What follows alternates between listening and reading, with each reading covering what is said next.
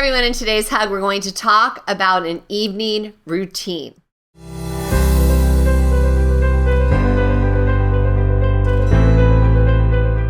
So, as I mentioned in yesterday's hug, the key group, we had a great call about evening routines. And so I wanted to share that with you so that you can also do this work if you haven't already. So what does your evening routine look like?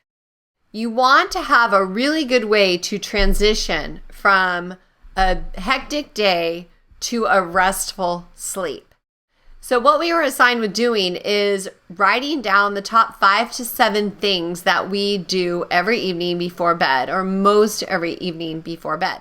And then take a look at them and either reorder them or maybe add things in to crowd other things out so that you can just kind of close the door on anything from that day and have a beautiful, restful sleep. So some of the things that I had on the list is I oftentimes, not always, but often sit and watch a show with my hubby. I have my evening tea, the caramel bedtime tea by Yogi with my delicious chocolate collagen in it. I take my dog out. I, of course, wash up and brush my teeth. And then I sit and I read a book. And that's pretty much my evening routine. And then I'm like, okay, well, what do I want to add? What other things do I feel like will make it even better?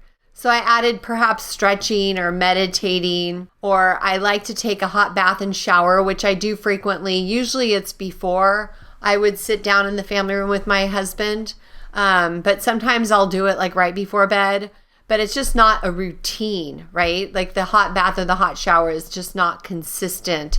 And if I do, like I said, I take one usually earlier.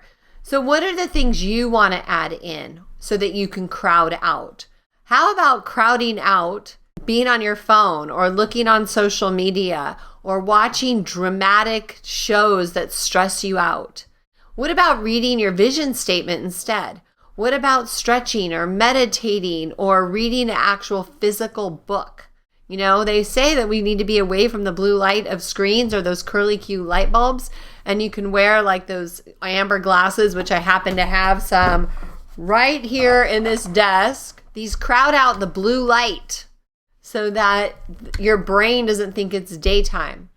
But what does your evening routine look like? And what can you either rearrange or bring in new habits, better things to crowd out the others? Remember that your to-do list is always going to be there. And your Netflix shows, they're always going to be there. I had to crowd out. When I was traveling for business before, I would sit in my hotel room at night and watch shows on my iPad on Netflix. And then when I came home, I would continue to do that. I had to crowd that out. I don't bring an iPad or my computer to bed with me ever at all, okay? Because I realized that being in front of that screen is not good. And so now I only read. I don't do anything else. There was another time in between that I was doing Duolingo, learning a language on my cell phone. And then I thought, no, I don't want my cell phone near me before bedtime. So I had to crowd that out and bring in a new book. So I find that it's just so much more calming. And so my sleep scores are always really good. And they have been for a long time since I've changed that routine. So think about it. And if you were just to add one cool habit, one amazing habit to help you end your day completely so that you can have a restful sleep and start the new day with joy. Okay, that is always the goal. We don't want to bring any negativity to bed with us. We just want to have a restful, healing sleep so that we can begin the new day with joy. Okay, so I want to see these lists, you guys. Seriously, send me a message on Telegram when you do your homework. I want to hear from you. Okay, let's close with a big, fat, juicy hug. Woohoo!